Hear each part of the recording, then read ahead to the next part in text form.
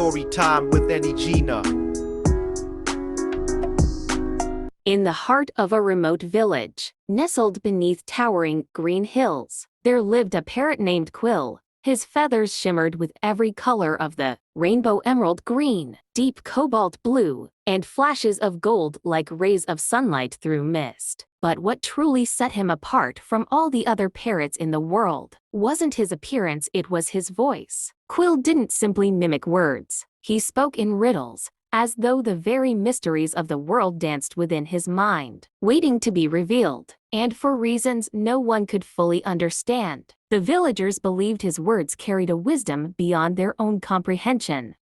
Quill had come into the care of a kind, elderly woman named Mari many years ago. She had found him one stormy evening, soaked to the bone, and cradled him gently in her arms as the winds howled around her. The villagers were shocked when they saw the bird's unusual ability to speak, but it was Mari who had raised him, cared for him, and loved him as her own. Together, they lived in a cottage at the edge of the forest, where the trees whispered secrets and the wind carried tales from distant lands.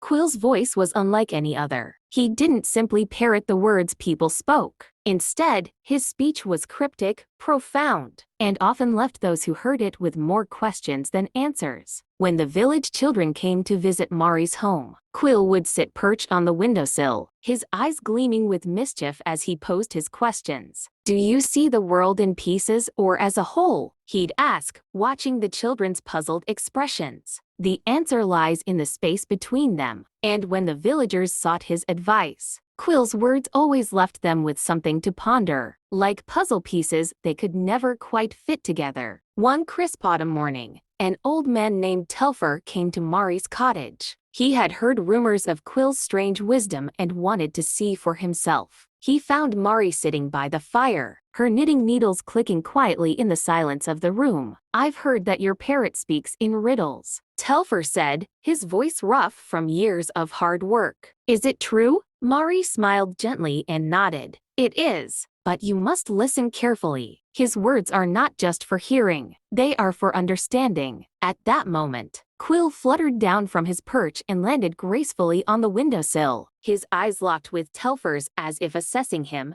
and then he spoke. "The world does not wait for you, old man. It spins, it turns, and it speaks when you're ready to listen. But listen closely. Where do you stand when the world falls silent?" Telfer, accustomed to practical advice, was at a loss for words. He scratched his grizzled beard, trying to make sense of the parrot's cryptic message. "What do you mean?" he asked, his voice filled with confusion. Quill tilted his head and fixed him with an intense gaze. "You seek answers, but answers are not found in places. They are found in moments. When time stands still, only then will you hear what you truly need to know." Telfer left Mari's cottage that day feeling unsettled but strangely enlightened. The riddle had no immediate answer, but it lingered in his thoughts, shifting and changing as he pondered its meaning. He spent the next few weeks paying closer attention to the still moments of his life, the pause between a breath, the quiet of dawn before the world awoke. It was in these moments that he began to understand. The answers he sought weren't something that could be discovered through effort alone. They were hidden in the spaces where time slowed down, in the silence between the chaos. As autumn deepened,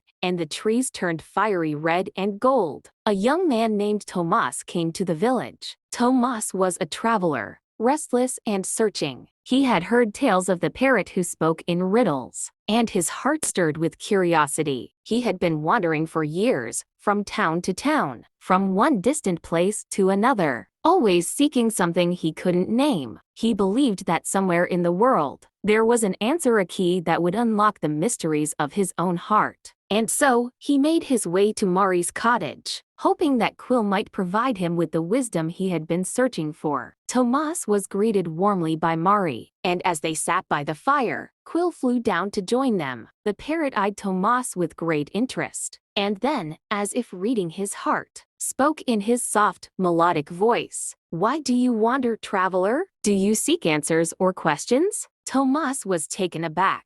The question seemed simple, but there was a depth to it that cut through the layers of his thoughts. He had spent so much of his life in search of answers. chasing after some distant truth. But had he ever stopped to ask if the answers were even what he truly needed? I seek answers, Tomas replied hesitantly. I'm searching for meaning, for a place where I belong. Quill fluttered his wings, his eyes gleaming with an ancient wisdom. Meaning is a path, not a destination, he said, his voice almost a whisper. But to find it, you must first lose your way. Tomas sat in stunned silence. Those words rang in his mind, echoing with the truth he had been avoiding. He had spent his life trying to find a place, a purpose. But perhaps what he was really looking for wasn't a destination at all. Perhaps the journey itself was the answer. Mari, who had been watching the exchange with a knowing smile, spoke softly. Quill's riddles are not meant to be solved. They are meant to be lived. The meaning you seek, Tomas, is within you, hidden in the very questions you ask. And sometimes, it's not the answers that matter, it's the courage to ask the questions in the first place.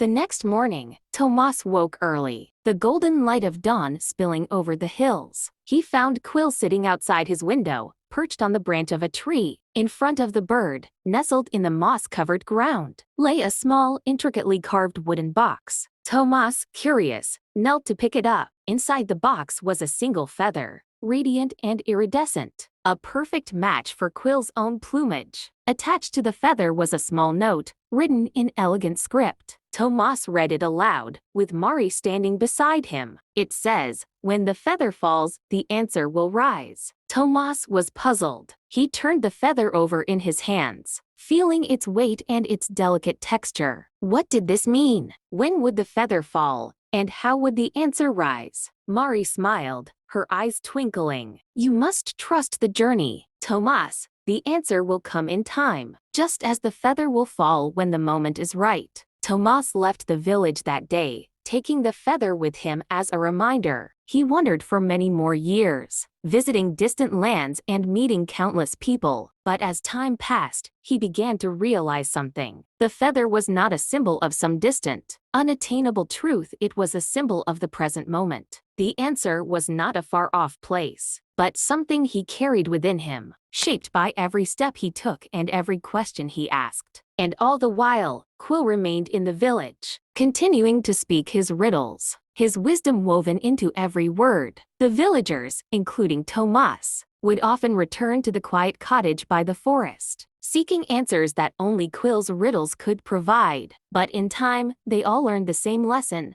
The journey was the answer. The questions they asked were the path, and the wisdom they sought was not somewhere beyond them, but in the heart of the journey itself. Thank you for watching. Please click on the subscribe button now, if you haven't subscribed to our channel yet. Love, from Storytime with Auntie Gina.